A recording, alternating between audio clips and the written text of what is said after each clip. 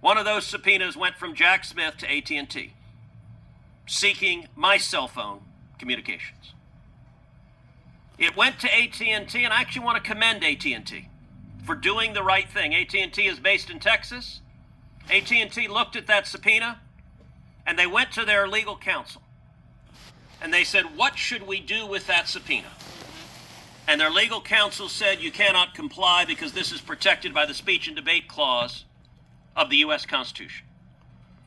And so AT&T declined to comply, did not hand over my cell phone records. Now, one might ask, ordinarily, a phone company being asked to hand over the phone records of a sitting senator would notify that senator. Well, there was a reason AT&T did not do so. Accompanying the subpoena was an order, which I have in my hand right here, an order that was signed by Judge James E. Boasberg. Now, who is Boasberg? Boasberg is that radical leftist judge who is out of control, who has been issuing nationwide injunctions, one after the other, trying to stop President Trump from carrying out his mandate from the voters. Judge Boasberg issued an order to AT&T and signed that order, prohibiting AT&T from informing me of this subpoena for at least 1 year. And Judge Boasberg gave the basis for that order, and I'm going to quote from the order Judge Boasberg signed.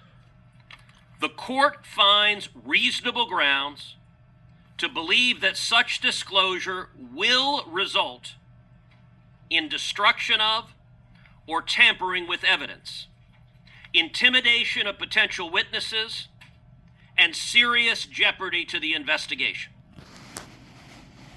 That's an order a judge signed. Now, I can tell you right now, there is precisely zero evidence to conclude that I am likely to destroy or tamper with evidence or to intimidate potential witnesses. Zero evidentiary basis for that. This order is an abuse of power. This order is a weaponized legal system.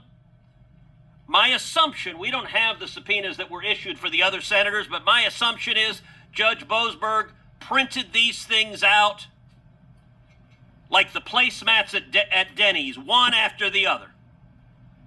We don't know that for a fact, but I feel confident that he concluded it's likely that Lindsey Graham would destroy evidence, and Marsha Blackburn would destroy evidence, and Eric Schmidt would destroy evidence, and Chuck Grassley would destroy evidence.